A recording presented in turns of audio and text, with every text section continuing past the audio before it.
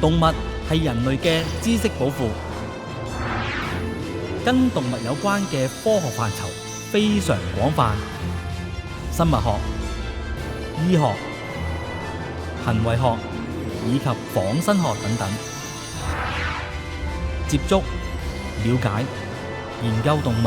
係人類進步嘅一大泉源。長隆度假區成功入選中國科協認定嘅2021至2025年全國科普教育基地第一批名單，亦連續第2年跟香港嘅 Now TV 合作，將動物保育及科普知識傳遞俾香港嘅學生。好有趣啊！我哋透過探訪學校，安排攝製隊到長隆多個主題樂園實地拍攝，展開長隆小科學家大獎選拔，讓香港嘅小學生全方位接觸動物保育及科普知識。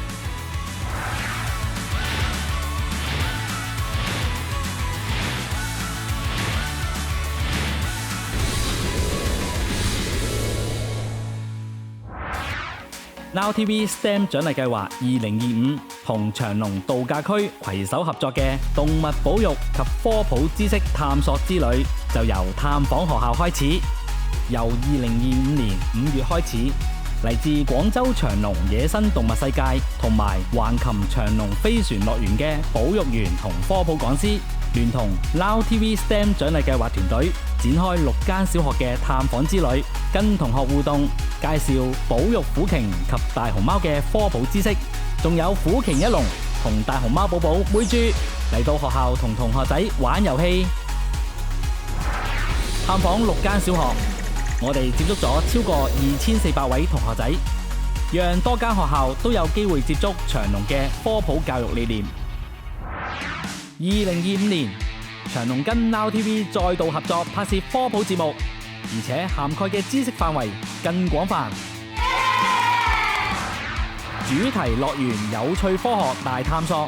由研究大熊貓寶寶妹豬嘅日常生活，飼養大熊貓原來係一門保育科學，到探索虎鯨嘅生態。虎鯨一生咧，即係長1次牙齒㗎。透過花車巡遊，學習背後嘅機械工程，簡直係科學同藝術嘅結合啊！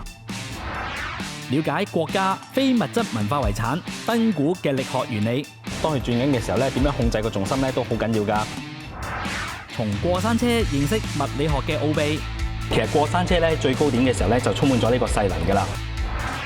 以電磁學解構巨型滑水梯之謎。As the sine wave moves up and down, it kind of moves like teeth in a sprocket. 以解謎方式揭示主題樂園嘅科普知識，令主題樂園有趣科學大探索成為2025暑期 Now TV STEM 學習組合點擊率最高、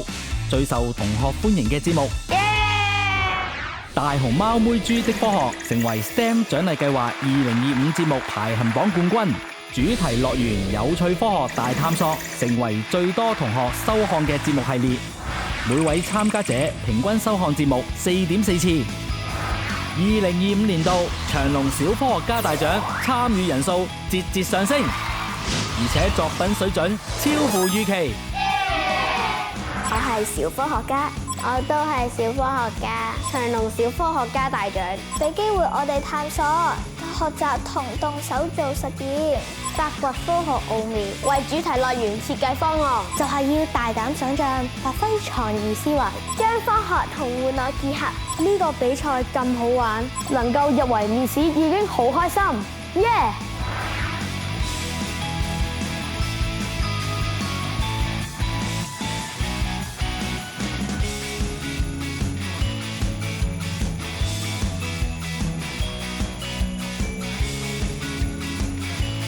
我覺得咧最有印象嘅就係嗰個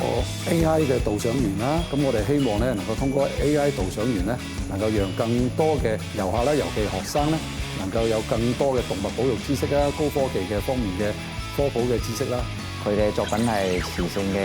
源流列車，加埋佢有好多啲細節嘅位咧，非常有延展性嘅。我哋嘅香港小朋友咧，其實佢哋嘅觀點係更開放嘅，佢哋可以從唔同嘅角度去切入呢一個問題，所以覺得咧，我哋嘅香港小朋友咧嘅潛力係無限嘅。真係冇諗到咧，真係非常之優秀，都非常之有創意啦，非常 smart 啦，確實咧超出我原先嘅預期嘅。經過2輪評審及面試，長隆小科學家大獎已經有結果啦！大家都期待頒獎禮嘅來臨，等待長隆小科學家嘅誕生。到咗 STEM 獎勵計劃頒獎典禮，長隆明星卡卡、琪琪同妹豬跟長隆團隊嚟到現場，與眾多同學同埋家長見面同合照，一同見證長隆小科學家嘅誕生。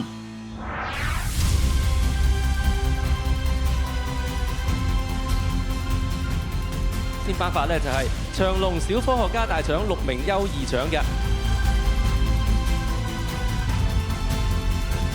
跟住落嚟呢，我哋會頒發長隆小科學家大獎冠亞季軍嘅得主。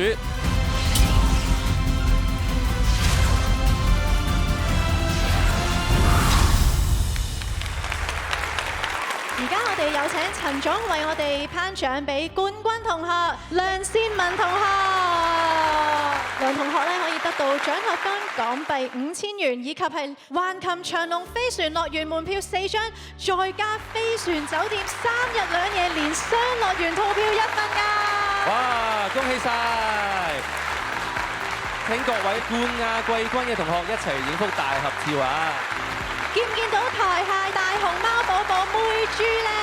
佢原來今日帶咗一啲大熊貓嘅科普圖書嚟到送俾啱啱得獎嘅10位同學㗎。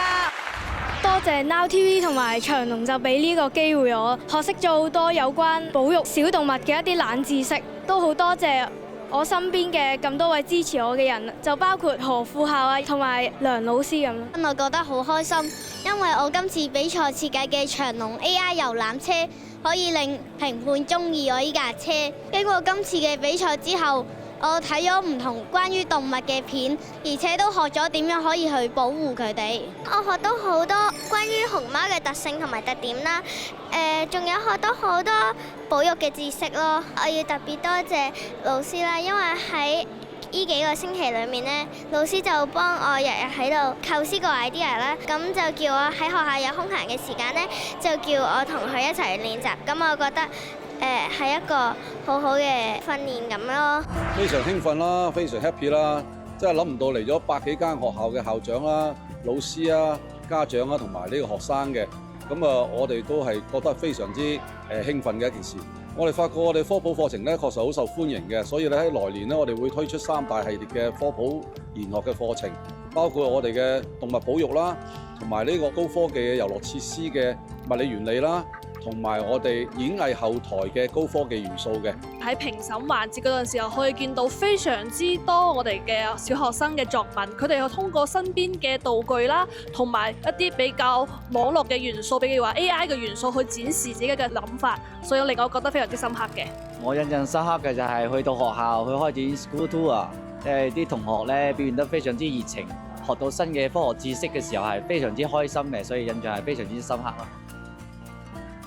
香港同學嘅話咧，佢哋可以將自己嘅諗法同埋創造力變成現實嘅方案實施出嚟。咁樣佢哋可以通過唔同嘅道具去展示出自己嘅諗法。香港嘅同學，我對比翻我哋內地嘅同學係自信好多嘅，一啲諗法啊都係非常之得到家長老師嘅一啲支持嘅，所以每個同學都係非常之自信嘅。嚟到呢度，長隆帶俾香港同學嘅科普探索之旅圓滿結束。STEM 獎勵計劃2025參加學生多達5000人。STEM 獎勵計劃節目點擊超過11萬人次。Now TV 成長隆科學就是力量之動物科學大探索 School Tour 參與學生超過2400人。長隆小科學家大獎網頁曝光率超過30萬人次。長隆科普探索嘅精神係唔會停落嚟㗎。期待我哋再攜手展開新旅程。